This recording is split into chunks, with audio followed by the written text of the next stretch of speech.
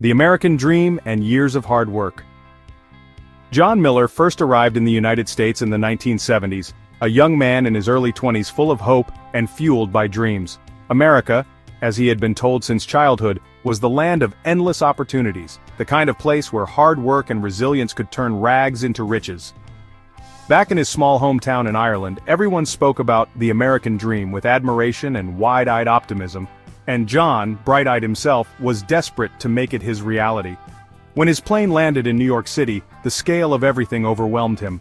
The towering skyscrapers, the fast-moving crowds on the streets, the clash of languages and accents, it was a world unlike anything he'd ever seen.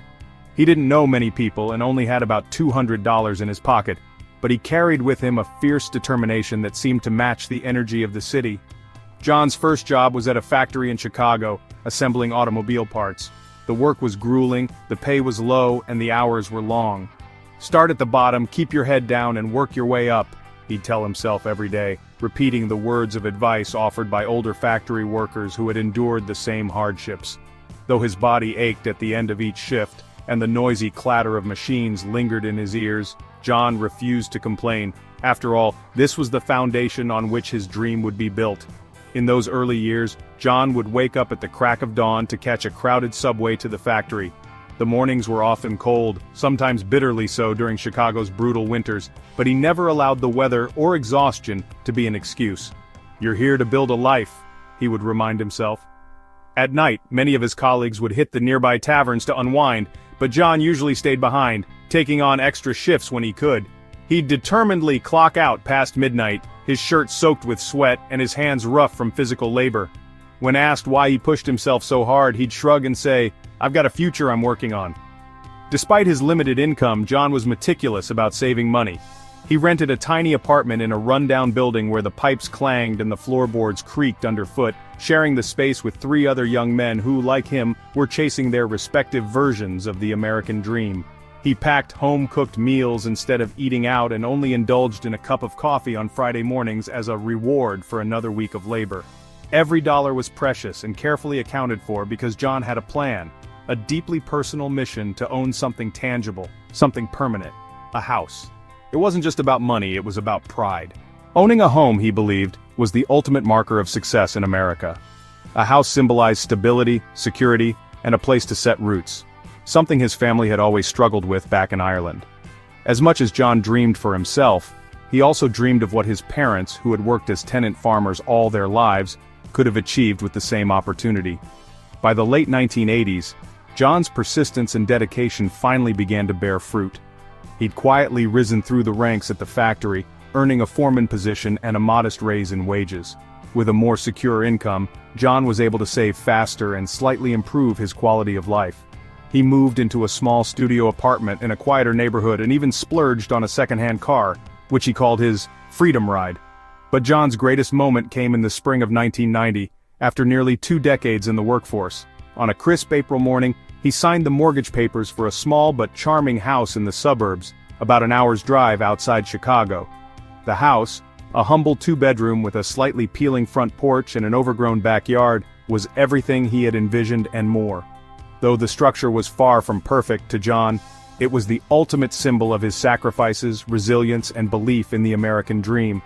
It was his sanctuary, a place where he imagined someday raising a family, tending to a garden, and enjoying the quiet life he'd worked so hard to secure. His new neighbors, working-class families, retired couples, and fellow immigrants, greeted John warmly. The community was close-knit, the kind of place where everyone shared small-town values, even though it wasn't quite small-town America. John loved it. He relished how the air seemed fresher, how he could sit on the porch in the evenings without hearing the constant screech of car horns, and how the stars blanketed the sky away from the city's light pollution. Through those early months of homeownership, John would occasionally stop and look around, awash with gratitude and a quiet sense of pride. "This is it," he thought to himself. "This is what they meant when they said you can make it in America." For the next few decades, John stayed true to his work ethic and modest way of living. He continued working at the factory, even as his peers began talking about early retirement or career changes. While others chased the allure of more, John contentedly stayed focused on safeguarding what he'd built. He paid off his mortgage 15 years later, throwing himself a simple celebration, a backyard barbecue with friends and neighbors who had supported him through the years. "This is my American dream," he would smile and say to the crowd. A profound loss in life. For John Miller, life in the suburbs of Chicago had settled into a peaceful rhythm after decades of hard work. His home became his sanctuary, the embodiment of his tireless journey to achieve the American dream. But none of it truly mattered without the woman who had been by his side through it all, Anne, his wife of nearly 40 years. Their relationship had shaped every chapter of his life in America. Anne brought laughter into the house when days were hard, and her belief in John's bright future was often the push he needed when the weight of his work and responsibilities felt overwhelming. John and Anne had met in their early days in Chicago when both were young immigrants trying to build a life for themselves. Anne, a warm-hearted nurse from Scotland, had stolen John's heart the moment he heard her melodic laugh, which somehow made him feel like everything would turn out all right. It was Anne who had never wavered in her faith in him, even when money was tight and owning a home seemed like a distant dream. To John, she was not just his partner, but also the anchor that kept him grounded. Together, they saved, dreamed, and built the life they had always envisioned. By the time they reached retirement, they had carved out a life that felt as close to perfect as John could ever imagine. Mornings were spent sipping coffee together on the porch swing, watching the sun rise over the quiet street. Afternoons were filled with tending to their modest garden or taking leisurely strolls through the neighborhood park. In the evenings, John would read while Anne worked on her quilt projects, joking that she needed to finish them all before winter came. They talked often about their plans for the years ahead, traveling to national parks, visiting their family back in Ireland and Scotland, and embracing the slow-paced life they had worked so hard to earn. Then, everything changed on an ordinary autumn morning. Anne had seemed perfectly fine the night before. They had shared a simple dinner, talked about prepping their house for the coming winter, and joked about how spoiled their cat had become. But when John went to wake her the next morning, she wasn't breathing. Panic overtook him as he futilely tried CPR, his hands trembling and tears blurring his vision. The ambulance came, lights flashing and sirens blaring as John stood by helplessly, praying for a miracle. But the hospital staff confirmed what he already feared. Anne had suffered a fatal heart attack in her sleep. The days following were a blur, filled with condolence calls, casseroles left on the doorstep, and the deafening silence that filled the house without Anne's presence. John found himself lost in a routine of disbelief, walking around the house expecting her to be there, sitting in her chair, or humming her favorite tune while she cooked. Her laughter and warmth that had once made the house alive were now just echoes in his memory. The funeral brought together neighbors, friends, and even long-lost acquaintances. Everyone spoke of Anne's kindness, her ability to make anyone feel at home, and the way she always put others before herself. But John barely heard their words. He stood at the gravesite with his hands clenched tightly in front of him, staring at her name etched into the cold granite stone. Every promise they had made to each other about living a peaceful and long life together felt shattered. The hardest part wasn't the funeral or the days immediately after. It was the quiet that followed. In the weeks and months after Anne's passing, loneliness became an unrelenting presence in John's life. The house, once filled with her laughter and warmth, now felt like a space too big for one man. The bed felt emptier each night. The garden, which had been Anne's pride and joy, grew over with weeds as John couldn't bear to tend to it without her. He stopped cooking meals, relying instead on canned soup or toast. He couldn't even bring himself to sit on the porch swing where they had spent so many mornings together. Routine tasks became unbearable reminders of her absence. Her favorite mug, now unused, still sat on the kitchen counter. The sweater she always wore in the evenings was draped over the back of her favorite armchair. He couldn't bring himself to move anything, as though somehow preserving her belongings would keep her memory closer. Occasionally he'd catch himself reaching for the phone, instinctively thinking of calling her to share a piece of good news, or ask her opinion on something trivial, only to be hit by the heart-wrenching realization that she was no longer there. Grief also carried a cruel guilt. John couldn't shake the feeling that he should have noticed something wrong. Maybe she had hinted at discomfort, or maybe he should have insisted on that doctor's appointment she'd postponed. These what-ifs looped endlessly in his mind, amplifying the heavy cloud of regret and longing. Friends and neighbors tried to help, offering to visit or inviting him to gatherings, but John often declined, retreating further into his solitude. As the first holiday season approached without Anne, the weight of her absence became unbearable. Thanksgiving felt hollow without her honey-glazed ham, and the thought of Christmas without Anne's unmatched enthusiasm for decorating left John skipping the season altogether. The cheerful lights and music in the neighborhood only deepened the ache in his chest. Unexpectedly, solace began to find its way to John in the smallest of ways. He discovered an old photo album Anne had meticulously put together over the years. Each page was filled with pictures of their journey, faded snapshots of their early days in Chicago, their first home, birthdays, vacations, and candid moments filled with laughter. There were handwritten captions in her familiar script, her humor and warmth preserved in each note. Sitting with the album, John felt an odd mix of deep pain and gratitude. It reminded him of everything they had shared, and for the first time since her passing, he allowed himself to smile amid the tears. Eventually, John began venturing out more often. A neighbor, noticing his absence in recent community events, invited him to a coffee club at a local diner. Hesitant at first, John noticed how the group of retirees had built a sense of camaraderie that he hadn't felt since Anne passed. Slowly, he started to engage. He didn't talk much in the beginning, simply listening to others share their stories, but it helped him see that he wasn't completely alone in his grief. One evening, John remembered something Anne always used to say during their hardest days: "You don't have to rush, John, just take one step at a time." That thought became his mantra. With building determination, he decided to honor Anne in his own way, to carry on, to keep the house and memories they built alive, and most importantly, to find a way to make his days meaningful again, even without her. Although the hole Anne's passing had left in John's heart would never fully heal, it began to feel less raw with time. He started to revisit their garden, pulling weeds and planting some of her favorite flowers, lilacs and marigolds. Each bloom felt like a tribute to her memory. Hope from his only son. It had been over a year since Anne had passed, and while John Miller had managed to find moments of solace, the truth was he was still profoundly lonely. The house still felt far too big for just one man, and the echoing silence in every room reminded him constantly of what he'd lost. Some nights, as he sat alone in the worn armchair Anne used to occupy, staring at the television without really watching, he found himself thinking, maybe I wasn't meant to go at this alone. It was during one of these particularly quiet evenings that the phone rang. "Hey, Dad?" Alex's voice came through on the other end, and John's spirits immediately lifted. "Alex," John answered, his tone brightening just a bit.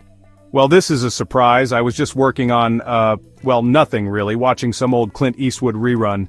He laughed awkwardly, recognizing how dull his life had become. "What's going on?" Alex, John's only son, lived in the city with his wife Rachel. They'd both stayed busy building their careers and not long ago starting a family. Visits from them, though treasured, had been fleeting. Alex was always too busy with work, or Rachel was tied up with the twins' schedules. It wasn't something John was bitter about, he understood. Life was fast-paced in their world. "Well, actually, Dad," Alex hesitated slightly. "Rachel and I were talking and we've realized something." "Oh?" John adjusted himself in his chair, his curiosity piqued. "We've been thinking, you've been out there all by yourself ever since Mom—" He stopped mid-sentence, his voice softening. "I mean, we were thinking maybe it's not great for you to be so alone." John felt an unexpected lump rise in his throat. Ever since Anne died, he'd tried not to draw attention to just how lonely it had been for him, not wanting to burden anyone, least of all his son and daughter-in-law. "You know, I've been managing just fine," John said with a tiny chuckle, trying to sound stronger than he felt. But before he could finish convincing Alex, his son gently interrupted. "Dad," Alex said firmly but with warmth in his voice, "we want you to come live with us." John blinked, stunned by the offer. He gripped the arm of his chair, unsure what to say. "Move in with you?" he finally managed to get out. "Yeah," Alex continued. "Rachel and I talked it over. We've got plenty of space in the house. The twins would love having their grandpa around. And honestly, it's just time, Dad. We want to be closer as a family." Hearing his son say those words settled something heavy in John's heart, like an anchor finally lowering to rest. He hadn't expected such an offer, especially with how busy Alex's life always seemed. "Well, that's mighty generous of you two," John said slowly, choosing his words carefully. "But are you sure it's not too much trouble? I mean, you've already got your hands full with the kids and—" "It's no trouble, Dad," Alex assured him. "Honestly, we've been feeling guilty about not seeing you enough. This way, we all get to spend more time together. You can even help out with the kids if you want, and you'd get a chance to be around family again." Rachel's voice chimed in suddenly as if she'd been listening on speakerphone. "Mr. Miller," she said, using a tone that was both teasing and affectionate, "we miss you. The kids need their grandpa around, and I think you need us too. We're family. This will work." John sat back in his chair, taking a long moment to absorb what he'd just heard. The truth was, the thought of moving in with Alex and Rachel stirred something hopeful in him, a feeling he hadn't allowed himself to entertain in a long time. Of course, there was a hint of hesitation too. At 75 years old he wasn't exactly thrilled at the idea of giving up his independence. But maybe, just maybe, this was the change he needed. "Well," John said finally, his voice cracking just a bit, "I suppose I could give it a try, for the kids of course. Someone's got to teach them how to throw a proper curveball," he added with a faint grin, attempting to lighten the mood. "Of course," Alex said enthusiastically. "They can't wait to have you there," Rachel chimed in again. "We'll start clearing out the guest room. Maybe we can even get you back in the garden again. You always had the best tomatoes, remember?" John's chest tightened at that. Anne had always been so proud of their little vegetable garden. The thought of planting again brought a strange mix of joy and melancholy. But Rachel's effort to include him, to show she genuinely cared about what made him happy, made all the difference. "All right," John said, nodding more to himself than to them. "Let's try it out. But I'm warning you, if those twins of yours drive me too crazy, I'm going right back to my own place."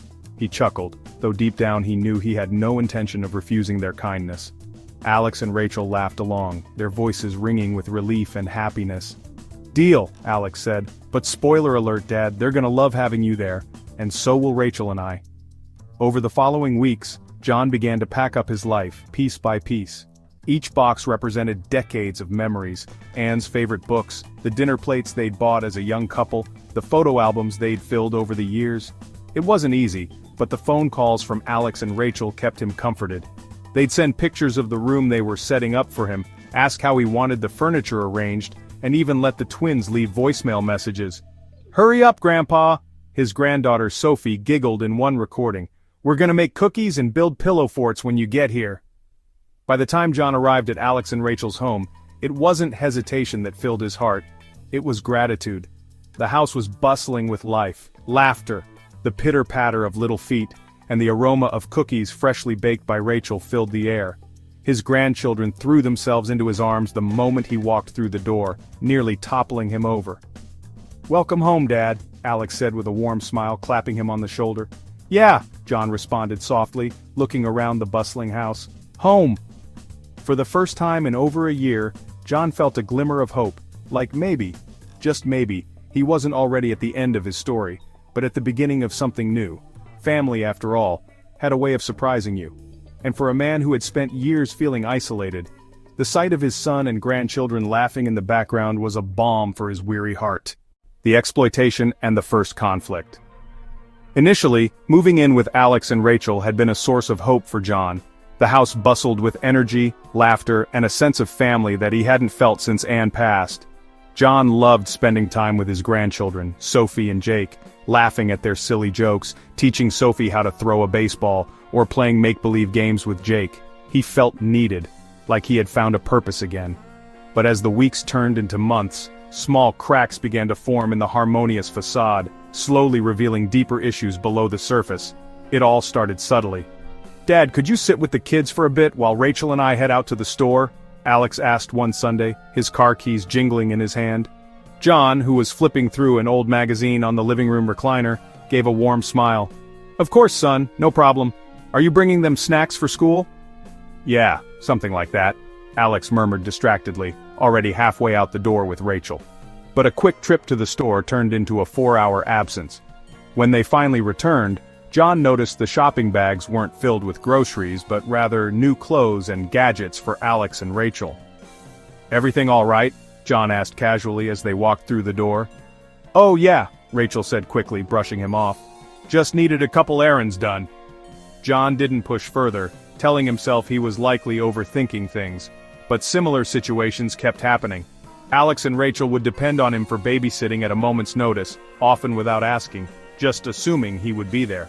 Most days he didn't mind, spending time with his grandchildren was a joy, but his initial understanding that he was a guest in their home, there to share in their lives, started to feel more like he was hired help who didn't get paid. The financial matters began innocently enough. At first. "Hey, Dad," Alex said one evening, stepping into John's room awkwardly, leaning on the doorframe like he wasn't sure how to start. John was sitting in bed reading a weathered book about national parks. He lowered it and glanced up, sensing that Alex had something on his mind. "What's up, son?" he asked. "Well," Alex hesitated, running his hands through his hair. "Rachel and I were talking, and honestly, things have been a little tight for us lately. You know, with 2 kids, Rachel's part-time job, and daycare costs." John straightened up in his seat, concerned. "Oh, I didn't realize things were that tough for you guys. I'm sorry to hear that." "Yeah, it's just this house is a lot to manage. We've got the mortgage, insurance, property taxes." Alex trailed off before sighing heavily. "Dad, I was thinking, since you're living here rent-free, maybe you could help chip in a little, you know? Even just a couple $100 a month." John blinked, caught off guard. "I see," he said slowly, his brow furrowing. "I hadn't realized you wanted me to contribute financially. I assumed, well, based on what you said when I moved in." "Dad, no, it's not like that," Alex interrupted quickly, sensing his father's unease. "We're happy to have you here, seriously, but with everything going on financially, it'd really help if you pitched in, even just a little." John nodded, swallowing the small sting of disappointment.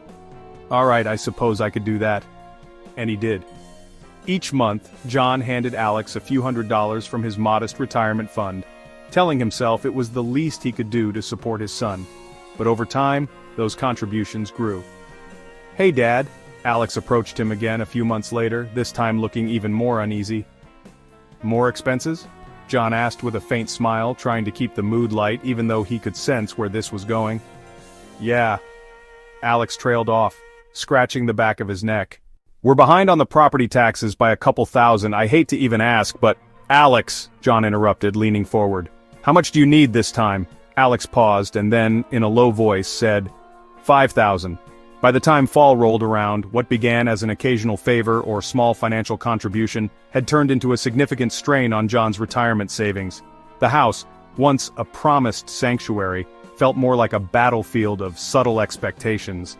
Each request chipped away at his confidence, leaving him questioning whether moving in with Alex's family had been the right decision. Things came to a head one Saturday afternoon. "Hey, Grandpa," Sophie called out, running into John's room, teary-eyed. "Daddy said we couldn't get the new Disney Channel app because we don't have enough money. Can't you buy it for us, please?" Before John could respond, Rachel marched in behind Sophie. "Come on, Sophie, let's not bother Grandpa right now." But her casual tone didn't hide the tension in her face. "Wait," John said, setting his glasses down and looking between them. "What's going on?" Rachel hesitated before sighing. "It's fine, Mr. Miller. The girls wanted some new streaming service, but Alex and I are trying to cut back on unnecessary expenses." "Cut back?" John said, frowning. "You've been cutting back by leaning on me, Rachel." Her face flushed. "Excuse me?" "You both come to me almost every week with something new," John said, his voice rising for the first time. "First it was groceries, then paying more for the utilities, then covering the property tax. I didn't move here to become your ATM, Rachel." Rachel stared at him, stunned, before her jaw tightened. "We've been doing everything we can to support you, Mr. Miller. You live in our house, eat our food. The least you could do is help out once in a while without making it a big deal." "Help out?" John said, rising to his feet. "I've been helping out at every turn. Don't talk to me like I'm some freeloader in this house." Just as Rachel opened her mouth to respond, Alex walked in, looking alarmed. "What's going on in here?" he asked, glancing between his wife and father. John crossed his arms, his frustration bubbling to the surface. "What's going on is that I'm reaching my limit, Alex. I moved in here because you said you wanted me around, that I was family. But lately it feels like I'm nothing more than a live-in babysitter and a bank account. Is that what this was all about?" "Dad, you're blowing this out of proportion." Alex raised his hands, trying to placate him. "Am I? Then tell me, Alex, if this is all so innocent, why am I paying for everything around here while you keep adding more and more to your so-called tight finances? When does it end?" Rachel shot Alex a pointed look, silently daring him to defend her. Alex hesitated, then said quietly, "Dad, we never meant to take advantage of you, it's just, money's been harder than we expected." "That's not an excuse," John said firmly. "If you needed help, you should have been upfront about it. Instead, you led me to believe this was about family, not what I could give you financially." The room was thick with silence, and for the first time since Anne's passing, John felt truly alienated from his own son. "I need a walk," John muttered, grabbing his coat, "before I say something I can't take back." As John stepped out into the crisp autumn air, the leaves crunching under his feet, he realized this moment had shattered something vital. The hope he'd once felt about living with Alex, the dreams of a rekindled family bond, now felt distant and flawed. For the first time, he wondered if maybe moving in with his son had not saved him from loneliness, but brought him a new kind of hurt. Loss of trust and betrayal. For John, the tension between him and Alex had grown unbearable. After the several heated exchanges over money, John had withdrawn, retreating mostly to his room, avoiding prolonged interactions with his son and daughter-in-law. The once hopeful and lively home now felt suffocating.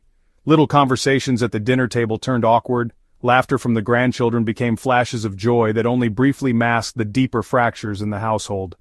John told himself that things would get better. Families fight, it's normal, right? Yet, in the quiet corners of his mind, doubt lingered. He started to suspect that his son wasn't entirely truthful about how his financial demands were being used. But John, ever the optimist, tried to give Alex the benefit of the doubt. He didn't want to think that his own son might be exploiting him. But suspicions alone wouldn't prepare John for the devastating betrayal he would soon uncover. One morning John shuffled into the kitchen, still groggy from a restless sleep.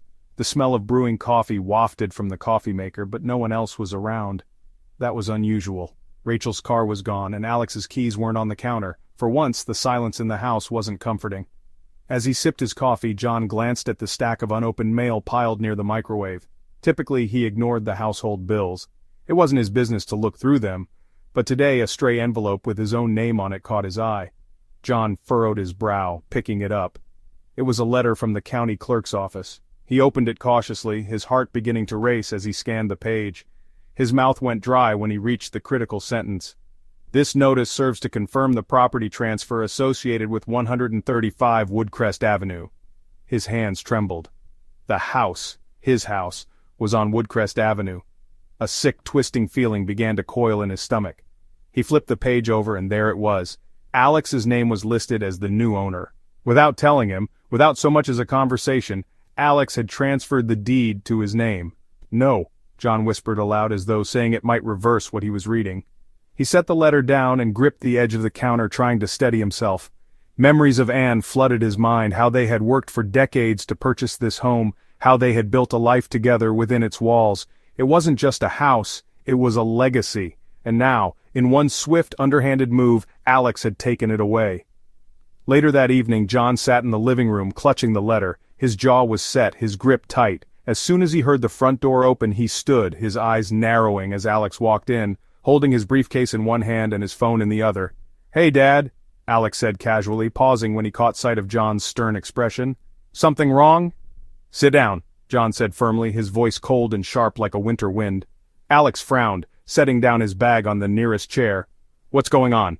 "What's going on?" John spat, thrusting the letter toward his son. "This is what's going on. Care to explain why I got a notice today saying my house is now under your name, Alex?" Alex's face paled slightly and he hesitated but quickly plastered on a sheepish smile. "Dad, I was going to talk to you about that. I was meaning to explain." "Explain?" John's voice rose. "You stole my house, Alex. Do you understand what that means? You didn't talk to me. You didn't ask. You just went behind my back." "It's not like that, Dad," Alex said defensively, holding up his hands. "It's just paperwork. I didn't take anything from you. Look, we've been struggling to keep up with the mortgage and property taxes. I thought putting the deed in my name would make things easier for everyone. It's all technical. You still live here, nothing's changed." "Nothing's changed?" John's voice cracked with both anger and disbelief. "You've changed everything. Do you think this house is just paperwork to me? Do you know how many years your mother and I worked to buy this place? Do you know what it meant to her? To me?" Alex opened his mouth to respond, but John cut him off. "You didn't just take some legal document, son. You took my sense of security, my independence, the life I built with my wife. You didn't even have the decency to ask." "Dad, I didn't have a choice," Alex shot back, his voice growing louder. "I have a family to think about. My family. We're drowning out here. You're retired and this house was just sitting there. I needed to make sure we wouldn't lose it. I did it to protect all of us." John barked out a bitter laugh. "Protect us! Or protect yourself! Don't stand there and pretend this was about helping me, Alex. You've been using me since the day I moved in. Groceries, utilities, property taxes, now the whole house? When does it stop? When you've drained every last penny I've got." "I can't believe you're saying this," Alex said, eyes narrowing. "We've been bending over backward to make you feel welcome here, and you're acting like we've been stealing from you."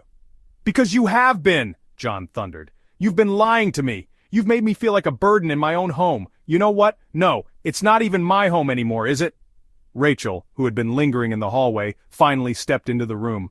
"John, please calm down," she said carefully, though there was a defensive edge to her voice. "Alex did what he thought was best for the family." John turned the full force of his glare on her.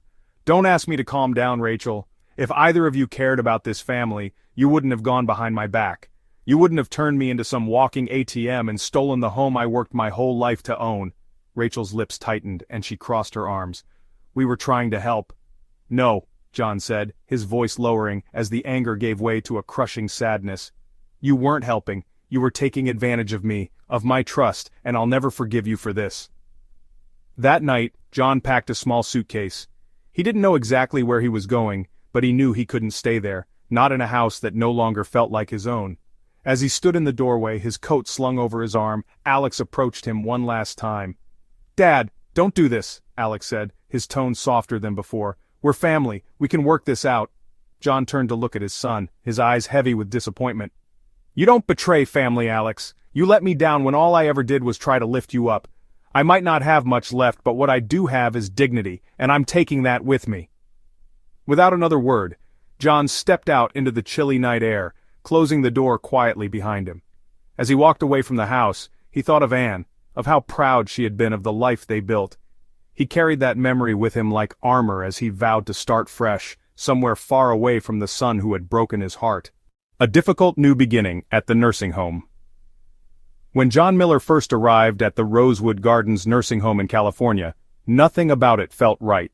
The sprawling building, draped in seasonal decorations that seemed to try too hard, looked more like a hospital than the community for seniors advertised in brochures.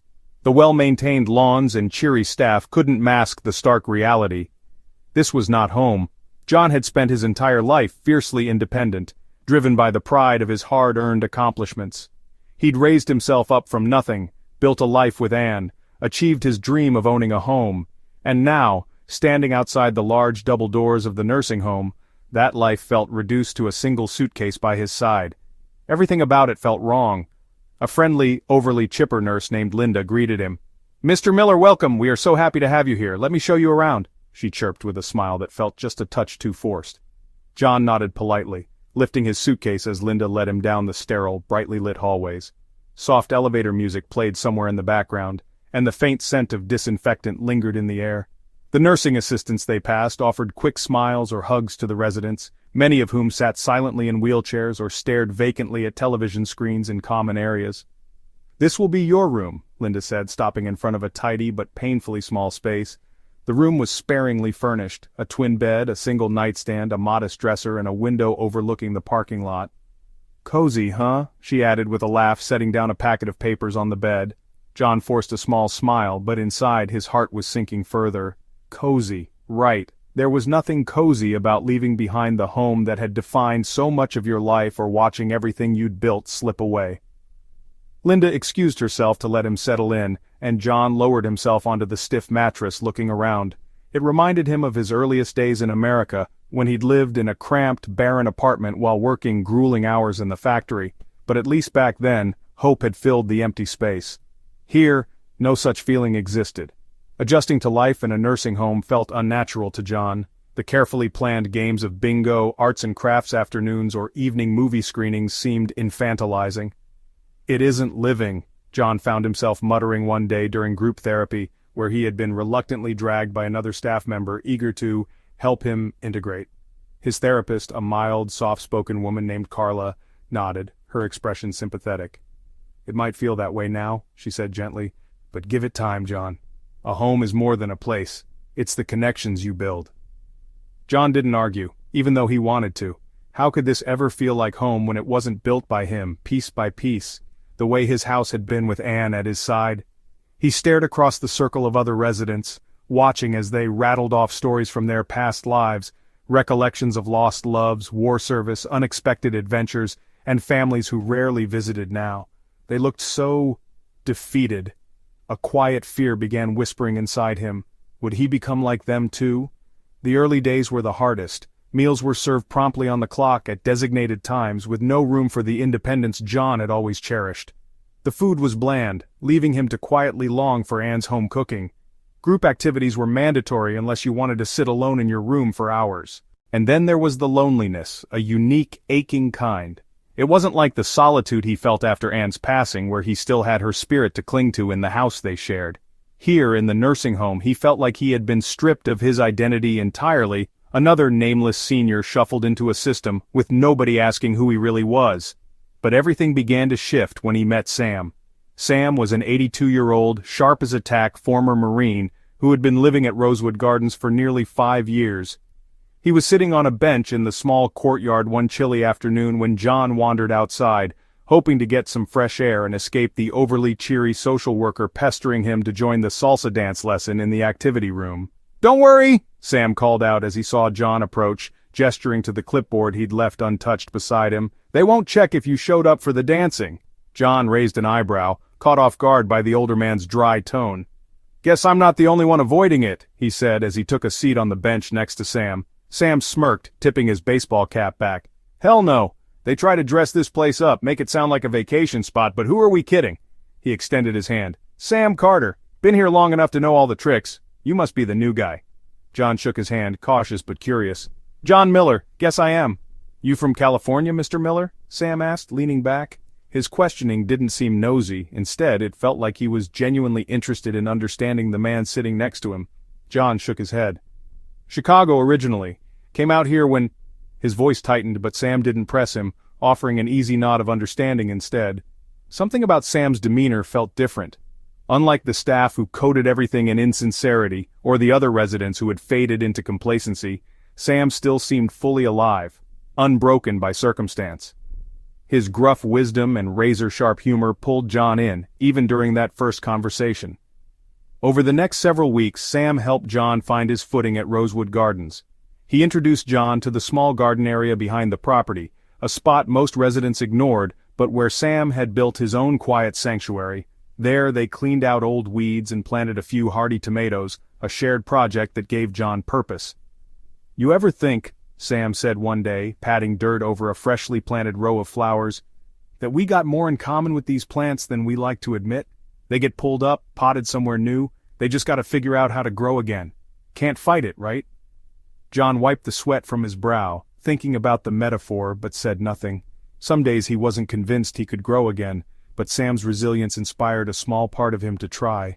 Slowly, John began to open up, sharing pieces of his life with Sam in the quiet moments by the garden or over coffee in the dining hall. He talked about Anne, how she was the best part of him, about Alex, though not much, and the disappointment that hung heavy in his chest. He spoke of the house he had worked so hard to own, now gone, and the emptiness that filled its absence. And for the first time in months, John felt less alone. It wasn't an instant cure. Nursing home life still made him restless and homesick for the years he'd lost. But Sam's companionship reminded him that even in the most unexpected places there was still the possibility of connection.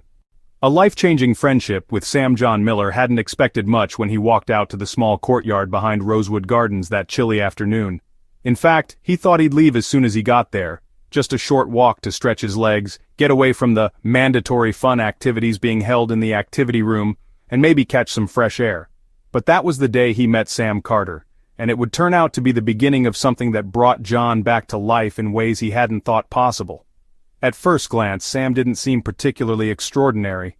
He was an older man, likely a few years ahead of John, with short-cropped gray hair hidden beneath a worn baseball cap. He sat with a casual ease on the bench, arms resting on his knees, a clipboard of paperwork sitting to his side, untouched, and seemingly ignored.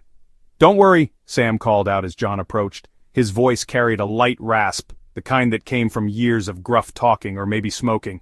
He gestured to the clipboard. "Nobody's going to come after you if you skip salsa class." John raised one eyebrow, caught off guard by the comment. "You avoiding it too?" he asked as he eased himself onto the bench beside Sam. "Every Wednesday for the past 5 years," Sam replied with a crooked grin. "You'd think they'd catch on by now, but no.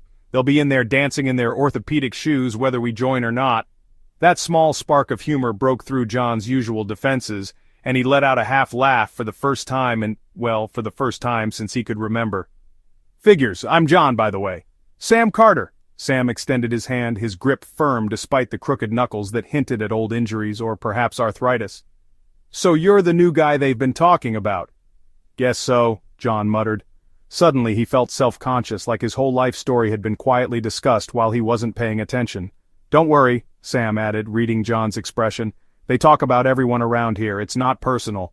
All they said was you moved here from out of state and you mostly keep to yourself." John shrugged, unsure how much to share. "Used to live in Chicago, came out here after my wife passed." Sam softened, his grin fading slightly. "I get it. Lost my wife Carol about 6 years back. She used to keep me grounded. I like to think she's still bossing me around from wherever she's at now." Though Sam's comment was laced in humor, John could hear the sadness underneath. Somehow that small gesture, acknowledging grief without pity, made John feel comfortable in a way he hadn't since Anne's passing. Over the following weeks, Sam and John started spending more time together. It wasn't planned, but the two seemed to cross paths in little moments, and before long, it became unspoken tradition. They'd meet in the sunny patches of the garden, in the quiet corner of the dining hall where few others sat, or on the bench in the courtyard watching the staff sweep up leaves.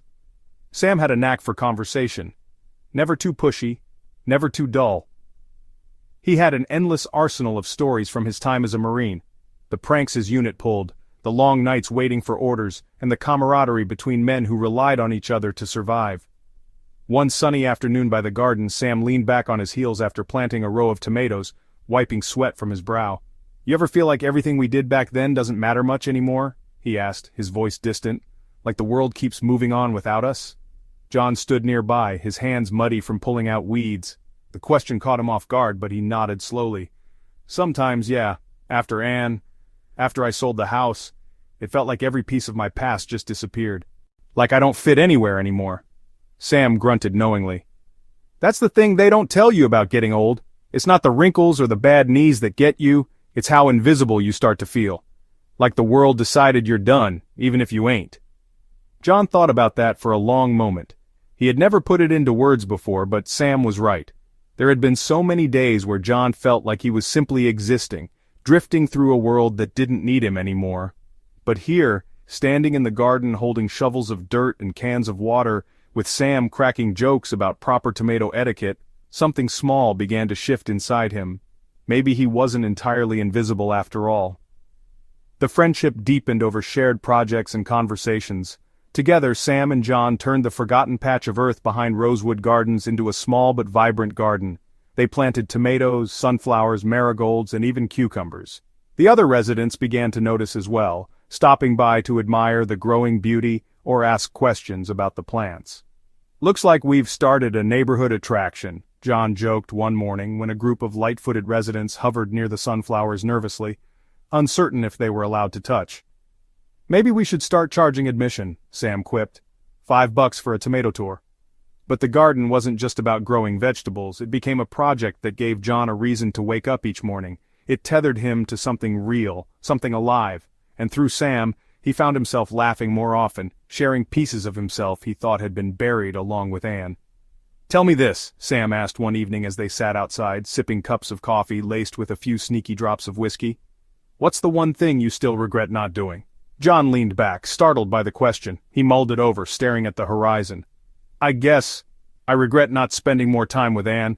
There were things we talked about doing, trips, hobbies, lazy Sunday mornings. I got so busy chasing the next paycheck, the next promotion, I forgot to just be with her." Sam nodded but didn't press him further. He just sipped his coffee, letting the silence breathe. That was one of the things John appreciated most about him. Sam knew when to leave space for quiet reflection, something few other people seemed to understand. It wasn't long before the garden became a gathering spot for other residents. A few even stepped in to help water plants or pick vegetables. Sam and John taught them how to dig rows for planting and pulled them into their easy banter. What started as a way for John to feel less alone transformed into a ripple effect, bringing new life to the nursing home in small but profound ways. And through it all, Sam became more than just a friend. He became a confidant, a source of strength. When John spoke about the deep wounds left by Alex and Rachel's betrayal, about the heartbreak of losing the home he had poured his soul into, Sam had a way of listening without judgment. Family can hurt like hell sometimes, Sam would say, but it doesn't mean you can't find new ones in unexpected places. In Sam, John found the kind of friendship that didn't need words to prove its worth. Together, they weren't just two old men biding time. They became each other's anchors, reminding one another that even when life seemed to break you, there was still room to rebuild. As the garden thrived, so did John. Slowly but surely, he began to feel like himself again. The ghosts of Alex's betrayal and Anne's absence still lingered, but Sam's companionship gave him something to hold on to. For the first time in years, life began to feel like more than survival. It felt like living. A shocking revelation and a life-changing turning point. Life at Rosewood Gardens had started to find its rhythm for John Miller. Days were no longer entirely filled with loneliness. Sam had become a constant presence, someone who could make the grayest of afternoons seem brimming with life through his humor and wisdom. Together, they had built more than a garden. They had rebuilt themselves. It felt like things were finally settling, like the hurt and betrayal John had experienced could tentatively start to fade into the distance. And then, one ordinary morning, it all changed. John was sitting at their usual garden bench thumbing through a faded book while the soft sun warmed his tired muscles. He glanced at his watch. Sam was late, something that rarely happened. Sam was an early riser, and by now they'd typically be replanting one of the garden beds or debating the merits of adding carrots. But Sam was nowhere to be found, and John felt a small knot of worry twist in his stomach. It wasn't until lunchtime that a nurse, Linda, came over, her usually cheerful face subdued. "Mr. Miller," she started hesitantly, her hands clasped tightly in front of her. "I just wanted to let you know that Sam wasn't feeling well this morning. We had the doctor come take a look at him." John instantly sat up straighter, closing the book on his lap. "What do you mean? Is he all right?" Linda shifted uncomfortably. "I think it's best if you talk to him yourself. He's resting in his room." The walk to Sam's room felt like miles. John could feel his chest tighten with every step, his thoughts racing. Sam had always seemed so unshakable, a rock in John's tumultuous world. It was hard to imagine him laid up in bed, much less unwell enough to need a doctor. When he finally reached the door, he knocked lightly before pushing it open. Sam was sitting up in bed, looking unusually pale against the stark white sheets. His baseball cap was on the nightstand, and for the first time John noticed just how much weight Sam had lost. "Sam," John called cautiously, stepping in. Sam lifted his head slowly and managed a weak grin. "Took you long enough, Miller. I thought I was gonna croak before you came by." "Don't even joke about that," John muttered, pulling up a chair beside the bed. "Linda said you weren't feeling well. What's going on?" Sam sighed heavily, leaning back against the pillows as he adjusted the edge of his blanket. "Well, guess there's no use sugarcoating it. The doc says the cancer's back." John froze. The word cancer seemed to echo in the small room, hitting him like a punch to the gut. "Back?" he asked, his voice low, almost disbelieving. Sam nodded, his gaze drifting toward the window. "Yeah, had a bout with it a few years ago, lung cancer. They zapped it pretty good back then, and I thought I was out of the woods. Guess I was wrong." How bad is it?" John finally managed, his throat tightening with every word. Sam sighed again, this time with that knowing resignation he always seemed to carry. "Pretty bad, John. The doc says it's spread too far this time. No point in chemo or operations unless I feel like torturing myself for a few extra weeks." He turned to look at John, his sharp eyes unusually dull. "So, I'm just gonna ride it out." John sat in stunned silence, his hands gripping the arms of his chair. "Ride it out?" he repeated, his voice breaking. "Sam, you're not seriously saying—" "I've made my peace with it," Sam interjected firmly, cutting off the protest he knew was coming. "I've had a good run, longer than some, hell, longer than I expected after everything I saw in the service. But," John started, his throat dry, struggling to find words. "What about the garden? What about me, Sam?" Sam let out a soft chuckle that dissolved into a painful cough. "Don't be getting sentimental on me now, Miller. You're tougher than you look. You'll figure things out." "Damn it, Sam," John whispered, rubbing his hands over his face to hide the tears welling in his eyes. "I'm not ready to lose you." "Nobody's ever ready for this kind of thing," Sam said, his tone soft but unwavering. "But we don't get to choose how much time we're given. It's what we do with it that counts." The next few weeks were both unbearably heavy and surprisingly beautiful. Sam, in his final acts of stubbornness and grace, refused to let his diagnosis drag him, or John for that matter, into despair. He spent as much time as he could in the garden, giving John instructions with the same no-nonsense attitude he always had. "Tomatoes need proper spacing, Miller," he'd bark even as he leaned heavily on the cane he now needed to move around. "Don't half-ass it." They reminisced about their lives, shared their regrets, and made peace with things they hadn't before. Sam didn't shy away from his impending death, often joking about it in the way only Sam could. "When I kick the bucket, make sure they don't cheap out on the whiskey at my wake," he said one afternoon, earning a half-hearted laugh from John. But beneath the humor, there was an unspoken truth neither man wanted to confront. Their time together was running out. On a quiet Tuesday evening, Sam handed John a sealed envelope. "What's this?" John asked, frowning as he held it in his hands. Sam nodded toward it. "My will," John glared at him. "You don't need to give me this, Sam. I don't want—" "Just take it," Sam insisted, his tone leaving no room for argument. "I don't have family anymore. Carol and I never had kids, and my siblings all passed years ago. You're the closest thing to family I've got now." John stared at him, overwhelmed. "Sam—" "Don't go getting all sappy," Sam interrupted with a crooked grin. "It's mostly just my old junk anyway. The only real thing worth much is the house in Florida. I want you to have it." "What?" John asked sharply, blinking in disbelief. "Sam, I can't accept something like that." "You can and you will," Sam shot back sternly. "I didn't have anyone to leave it to before, and now I do. Use it, sell it, burn it down, I don't give a damn, just don't let it sit empty." John opened his mouth to argue, but the look on Sam's face silenced him. It wasn't about the house. It wasn't about money. It was an act of love, a final gesture from a man who had become more than a friend. It was Sam's way of saying, "You matter." A few weeks later, Sam passed quietly in his sleep. John was there in the room that morning, holding his hand, whispering stories of their garden to him even as his breathing slowed. When the time came, John didn't cry, not at first. He just sat there, overwhelmed by the stillness in the room. It didn't feel real, this loss, this final goodbye to the man who had given him back his sense of purpose. But a few days later, as he stood at Sam's memorial, surrounded by an unexpected crowd of residents and staff, who had also been touched by Sam's fierce spirit, John realized something.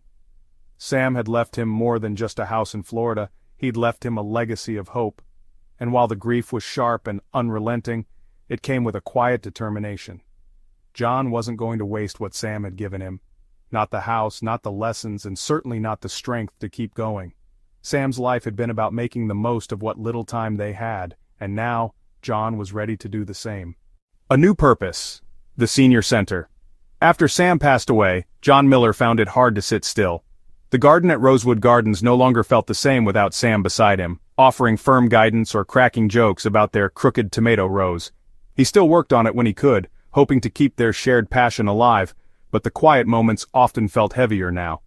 It was during one of these quiet afternoons, sitting by himself on the garden bench, that John pulled out the envelope Sam had given him before his passing. He had tucked it away for weeks, unsure if he was ready to confront what it contained.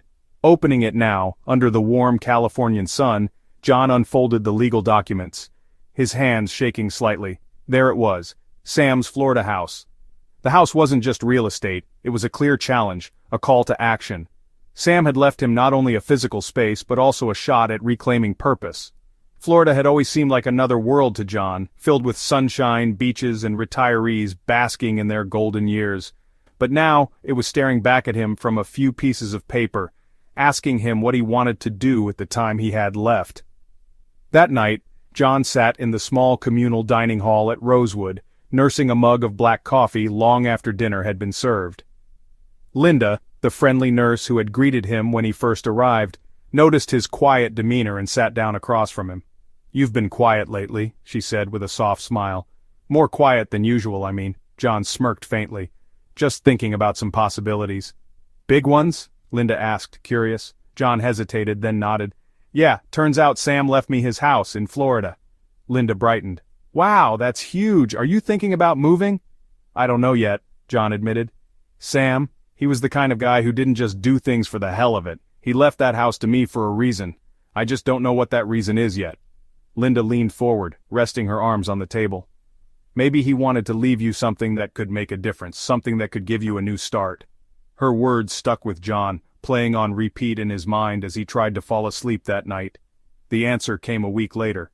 John was sitting under the shade of a big oak tree in the garden, observing a small group of residents playing cards at a nearby table. He watched the way they laughed over seemingly trivial moments, the shuffling of cards, the the faux outrage when someone played the wrong suit. It struck him how much these little pockets of joy meant in a place like this. Many of the residents at Rosewood Gardens didn't have family visiting them, just like him. Some had drifted apart from children who were too busy with their own lives, others had no one left at all, and while the staff at Rosewood did their best, there was no escaping the sense of loneliness that lingered in the corners of the nursing home. John thought of Sam's words, "You can't fight where life plants you, Miller, you've just got to figure out how to grow again." And for the first time he saw the seed Sam had planted for him. The decision was made. John wasn't just going to move to Florida, he was going to use the house for something meaningful. For years he'd witnessed how hard it was for seniors to find a place where they felt seen, valued, and connected. He decided to transform Sam's home into a senior center, a place where older adults who had nowhere else to go could find community, dignity, and care. It wasn't easy. The house itself was a fixer-upper, to put it kindly. The paint was peeling, the plumbing was outdated, and the backyard looked like a jungle. But the bones of the house were good, solid, a blank canvas. John worked tirelessly to create something special out of it. Months later, the Sunshine Haven Senior Center opened its doors. The name had been Sam's idea, written in the instructions he'd left for the Florida house. "Call it whatever you want," Sam had scribbled, "but it better have some damn sunshine in it. Us old folks need hope, not gloom."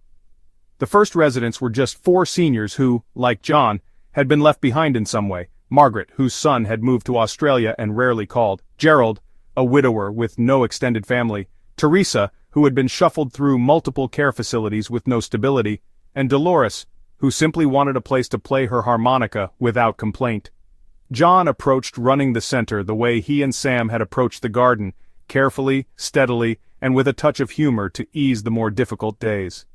"Sunshine Haven isn't just a roof over your heads," John told the residents during one of the first group dinners in the newly renovated kitchen. "This is a place where you're not just old people waiting around. You've still got stories to share, lessons to teach, and God willing, a few dance moves left in you." That earned a laugh even from Margaret, who was the most skeptical of the bunch. Over time, the center grew. Word spread throughout the small Florida community, and before long, Sunshine Haven had expanded to accommodate more residents. John worked closely with volunteers to create programs, gardening workshops, book clubs, cooking nights, and even small outings to the local farmers market. Many days were hard, funding was tight, and there were moments John wondered if he'd taken on too much.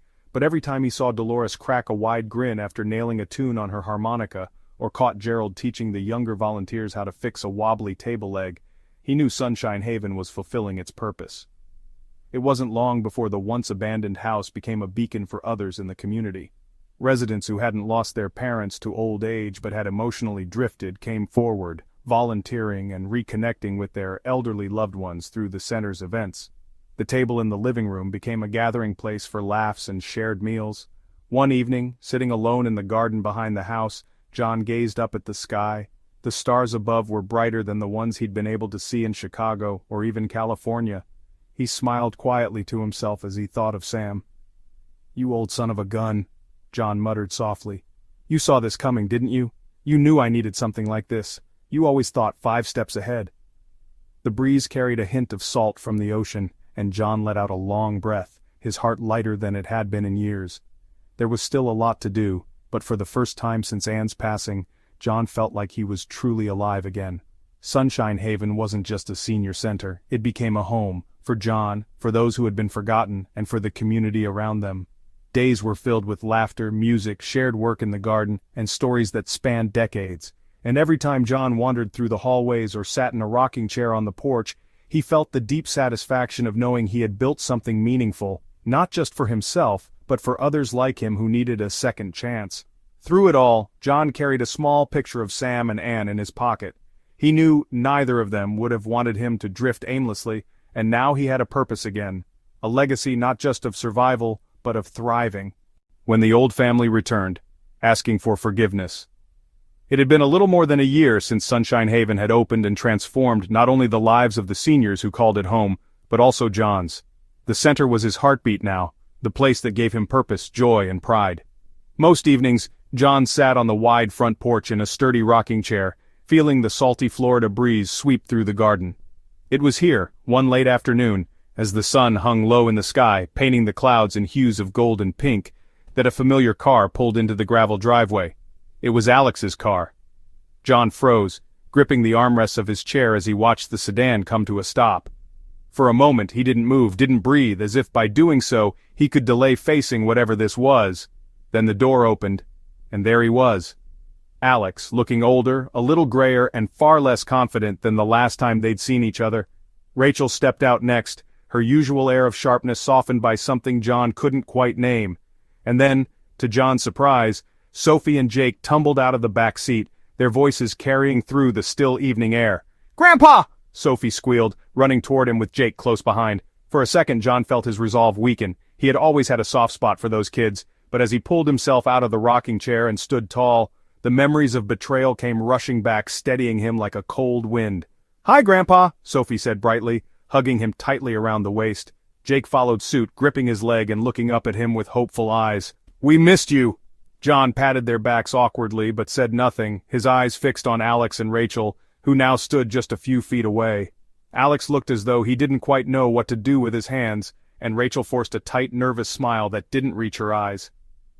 "Kids, why don't you go play in the garden over there for a bit?" Alex said, gesturing to the fenced-off flower beds nearby. Sophie and Jake hesitated for a moment, clearly sensing the tension, but eventually trotted off. "Dad," Alex began, his voice cautious, we've been wanting to come see you for a while now." John raised an eyebrow, folding his arms across his chest. "Is that so?" Alex nodded quickly, glancing at Rachel for support, but she simply looked down at the ground, avoiding John's gaze. "Yeah, we've been watching the news updates about Sunshine Haven. How you've been running this place and helping all these people. It's really incredible, Dad. You've done an amazing thing here." John's gaze didn't soften. "And you drove all the way to Florida just to compliment me? That doesn't sound like you, Alex." Alex's face flushed, and he hesitated before continuing. "It's not just that." He paused, fumbling for words. "Dad, we've been going through some tough times. Financially, I mean. The business didn't pan out the way I thought it would, and Rachel had to leave her job to take care of the kids. We're drowning in debt right now. The bank sent foreclosure notices on the house." "And what does any of that have to do with me?" John's tone was icy, but underneath the anger was a flicker of hurt he couldn't ignore. Rachel finally stepped forward, her voice soft and pleading. "Mr. Miller, John, we came because we need your help. We've made mistakes we regret more than you know. Alex and we're sorry for how we treated you." "Sorry?" John repeated, his voice rising slightly. He gave a bitter laugh, the sound sharp against the quiet evening. "You're sorry now? After you lied to me, used me, took the house I built with Anne and made me feel like I was nothing more than a burden to you? And now that you're sinking, you think I'll just reach out and pull you up?" "Dad, please," Alex said, the desperation clear in his voice. "I know I screwed up. I was selfish, stupid. I thought I was doing what was best for my family, and in the process I hurt you. I know that now, but we're family. Doesn't that mean something?" John narrowed his eyes, his arms still crossed. "It meant something to me, but apparently it didn't mean much to you when you went behind my back and took everything Anne and I built together. You didn't even ask, Alex. Family doesn't betray each other like that." Rachel stepped in again, her voice trembling. "We've changed, John, we have. This last year has been humbling, to say the least. We've lost so much, and in losing it we realized how much we took for granted, how much we took you for granted." John let her words hang in the air for a long moment. He looked at Alex, who seemed smaller somehow, less like the overconfident son who had once thought he had all the answers. And then his eyes drifted to Sophie and Jake, playing near the sunflowers with carefree smiles on their faces. A part of him ached for his grandchildren, their innocence, their lack of blame in all this mess. "Dad," Alex said softly, his voice cracking, "I'm begging you, we need help. I don't want to lose the house, I don't want to uproot the kids." His eyes filled with tears, and he added, "I don't want to lose you." For a moment John felt the cracks in his armor widen, but then he remembered the nights in his room at Alex's house, feeling like an unwelcome stranger. He remembered the letter from the county clerk's office, the humiliation, the betrayal. And he thought of Sam, of everything he'd built here at Sunshine Haven, the family he'd found in people who truly valued him for who he was, not what he could give. John shook his head slowly, his expression hardened. "I can't do it, Alex. I can't just forget what you did or why you did it. I've built a new life here, a new family, and it's based on trust, respect, and mutual care. You've already shown me what kind of person you are when things get tough, and I'm not putting myself back in that position." "Dad, please," Alex whispered brokenly. "No," John said firmly. "I can forgive you for my own peace of mind, but forgiveness doesn't mean going back to the way things were. If you want respect, you have to earn it, starting with yourself. I can't save you from the choices you made. You need to figure that out for yourself." Rachel's face crumpled, and she turned away, wiping at her eyes. Alex stood there for a moment, his shoulders slumped, before nodding silently. "I understand, Dad," he murmured. "I don't like it, but I understand." John didn't respond. He glanced briefly at Sophie and Jake, who were still playing blissfully unaware, and for a moment his heart squeezed.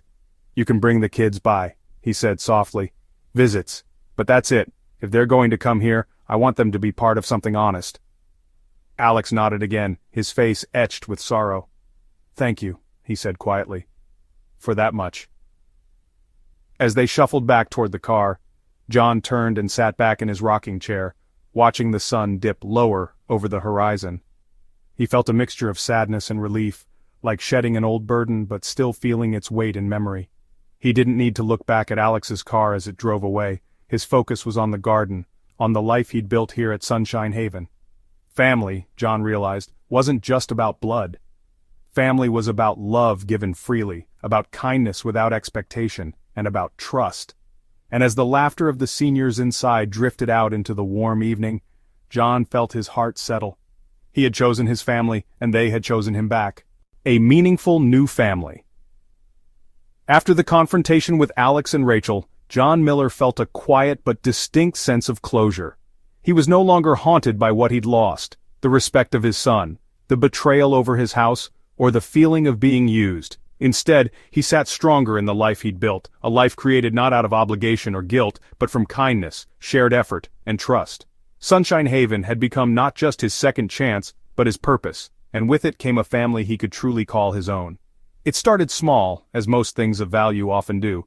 When John had first opened the doors of Sunshine Haven, he never imagined he'd gain so much from the people who walked through them. What began as 4 residents, Margaret, Gerald, Teresa, and Dolores, soon grew into a lively tapestry of personalities, every individual bringing something unique to the home. Take Gerald, for instance, the retired carpenter with calloused hands and a belly laugh that could fill a room. Gerald treated everyone like a project that just needed a little fixing. He became the heart of the house, building sturdy benches for the garden, fixing creaky doors, and even crafting birdhouses to hang in the trees outside. "Every place feels more like home with a little song," he'd often say, his eyes twinkling as he hammered nails into place. Gerald became something of a mentor to John. Despite his gruff demeanor, he had a way of listening patiently when John needed advice, often offering little quips of wisdom wrapped in humor. One such day, as they worked together replacing a wobbly banister on the front steps, John had confided in Gerald about Alex's visit. Gerald smirked, but there was no judgment in his expression. "Kid messed up bad, huh?" he said, using a level to align the banister. "That's putting it lightly," John responded, wiping sweat from his brow. "I just don't think I can trust him again." Gerald nodded knowingly. "Trust is like this railing here." He knocked on the banister for emphasis. "When it gets shaky, you don't just slap some paint on it and call it good, you rebuild it from the frame up. If Alex doesn't want to put in that kind of work, well, that's on him." He gave John a reassuring pat on the shoulder. "You already built something stronger here, buddy." Margaret, on the other hand, had taken the role of the house's matriarch, even if she'd never admit it outright. She came off as stern and serious when she first walked through the door, a woman whose neatly pressed clothes and sharp wit made her seem untouchable. But over time, John noticed her softening in ways that surprised even herself. It was Margaret who insisted on establishing a weekly family-style dinner in the dining room, complete with a proper table setting, homemade recipes decided by a vote, and assigned roles for preparation. "It's not just about the food," she explained one night to John as she sliced vegetables for a stew. "It's about creating a ritual, a reminder that we're sitting together because we want to, not because we have to." And she was right. By the time the table was full of steaming dishes, the conversation would flow effortlessly. Stories from decades past met laughter about small, mundane victories, like Dolores finally hitting the right note in her harmonica rendition of Amazing Grace. For John, these meals were more than just gatherings. They were proof that even with different histories and circumstances, people could choose to become a family. Teresa, whose gentle nature made her the nurturer of the group, had a knack for spotting loneliness in others before they even realized it themselves. She had been shuffled between several care facilities after losing her husband, leaving her without stability for years. But at Sunshine Haven, she found a home, a place where her patience and compassion could bloom. "John," she had said one particularly hot afternoon as they tended to the garden together, "it's not just what you've given us, it's the chance to give back. People take that for granted, you know, the need to feel needed." She reminded him of Anne in so many small ways, not just in how she always thought of others first, but in how she made seemingly ordinary moments feel significant. Teresa became something of a quiet cornerstone for John. Anytime he doubted what he was doing, it was her calm presence that made him think, "This is where I belong." And of course, there was Dolores. With her unorthodox humor and feisty energy, she became the life of the house. Dolores had found her way to Sunshine Haven after being dismissed from a more traditional care facility. Her harmonica playing and carefree attitude weren't exactly welcome there, but here, she was free to be herself. "Music ain't just noise, Miller," she'd say, gripping her harmonica like a prized possession. "It's a way of telling folks who you are without saying a damn word." In her, John saw the type of resilience he had always tried to emulate in his own life. Despite everything life had thrown her way, Dolores never lost the ability to light up a room, or push people out of their comfort zones. She taught the other residents to embrace their quirks, hosting impromptu talent shows in the living room and dragging John into them more than once. "You've got a voice, Miller," she said after hearing him hum a tune one day. "Even if it's terrible, you better use it." As Sunshine Haven grew, so did the connections within it. Residents came and went as life often dictated, but the spirit of the house remained, one of love, community, and shared purpose. Each member carved their own role into the place, whether it was baking, storytelling, art, or simply listening. John also began to notice how the center drew in the larger community around them. Volunteers from nearby neighborhoods started showing up. Young college students looking for experience, local chefs wanting to teach cooking classes, and even a retired elementary teacher hosting weekly writing workshops. The energy within Sunshine Haven wasn't contained. It spilled out, becoming a ripple effect that brought people together in unexpected ways. For John, the family he'd built here wasn't one he was born into, it was one that had been chosen, crafted carefully from shared moments and mutual respect.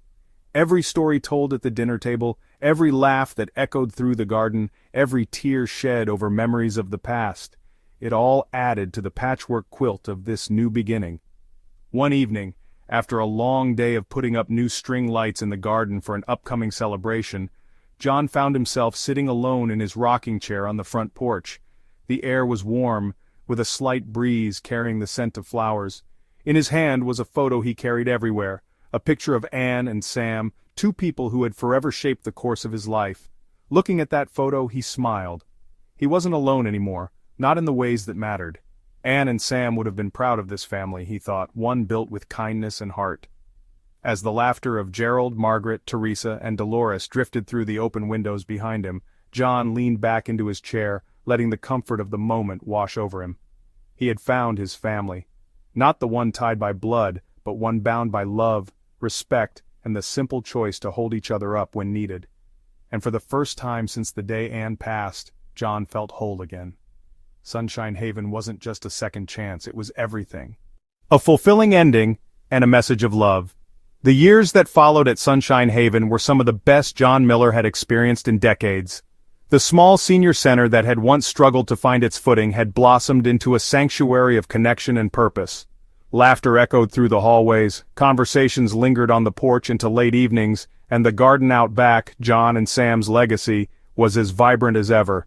Yet, John knew that as good as these days were, nothing truly lasted forever. One warm spring afternoon, John sat on the porch in his favorite rocking chair, a notebook balanced on his lap. Teresa was in the kitchen baking cookies, and Margaret was scolding Gerald for tracking mud through her freshly cleaned floors. Dolores's harmonica tune floated lazily from the garden. It was a picture-perfect day at Sunshine Haven, and yet John's thoughts drifted to the life he had lived, the choices he had made, and the love he had found, and lost, along the way. Margaret's voice broke the moment. "John," she called, opening the door and stepping onto the porch, a plate of cookies in her hand. "You've been out here working that poor chair of yours all afternoon. Come inside and have something sweet before you lose yourself in that notebook." John chuckled, snapping the notebook shut. I'm not losing myself, Margaret. I'm finding pieces of things. She raised an eyebrow and handed him a cookie. And what pieces are you finding, Pieces of me, he said, taking a bite and chewing thoughtfully. Little bits of who I was and who I am now, trying to make sense of it all. Margaret sat down beside him, crossing her arms. You don't need a notebook to make sense of it. Look around you, this place, these people.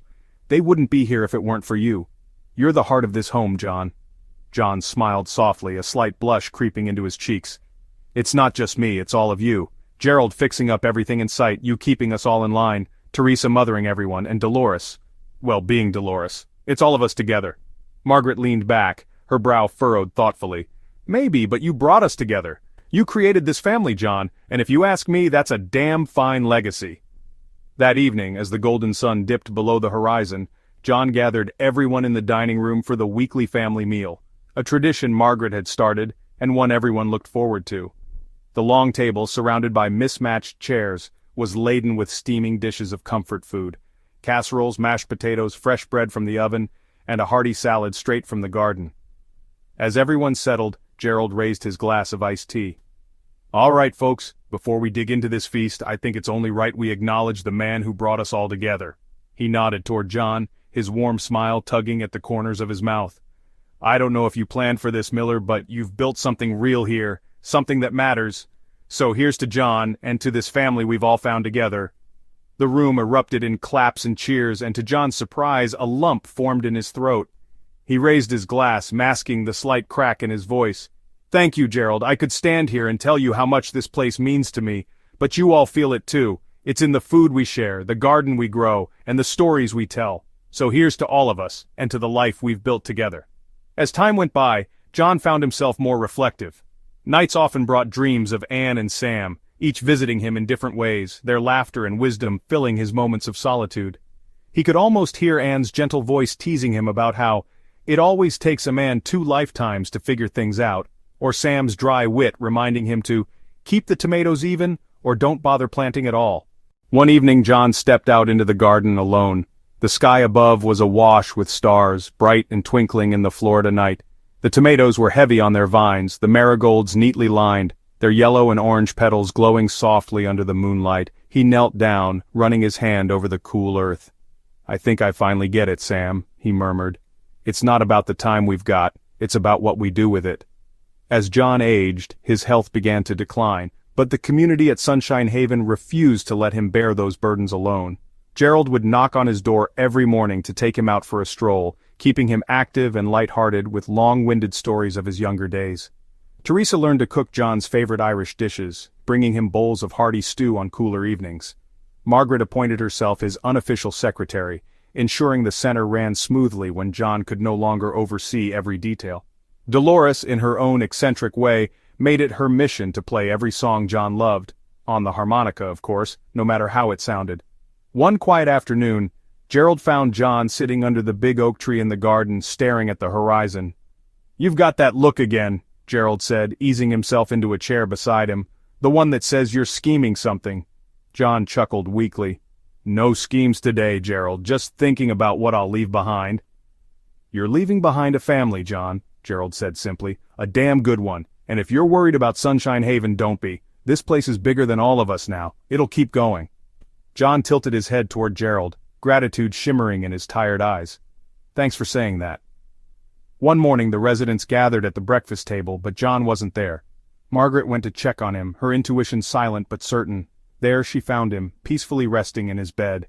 In his steady hands was a photo of Sam and Anne, their vibrant smiles frozen in time. John's own face wore an expression of deep serenity, as though he'd finally joined them. The days after John's passing were heavy with grief, but also rich with stories. The residents of Sunshine Haven remembered him not just as the man who gave them a home, but as the man who gave them hope when they thought life had left them behind. Gerald fixed up the porch John loved so much. Margaret took charge of planting a memorial in the garden, complete with lanterns and flowers. Teresa kept everyone close, comforting those who needed it. And Dolores, in true Dolores fashion, played John's favorite tune, Amazing Grace, on her harmonica at the ceremony. Years passed, but Sunshine Haven thrived. The garden continued to bloom, its colors a testament to John and Sam's legacy.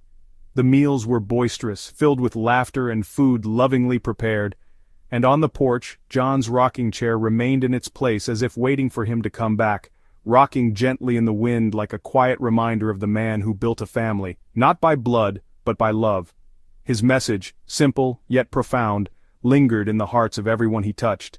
Life isn't measured by what you own or what you've lost, it's about who you share the journey with. As the sun dipped below the horizon on a warm evening, casting golden light over the home John built, Margaret sat in John's chair, watching the stars.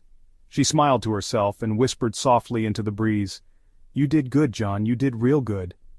And, as if on cue, a soft wind rustled the garden blooms, carrying his memory forward, forever entwined with the love he left behind.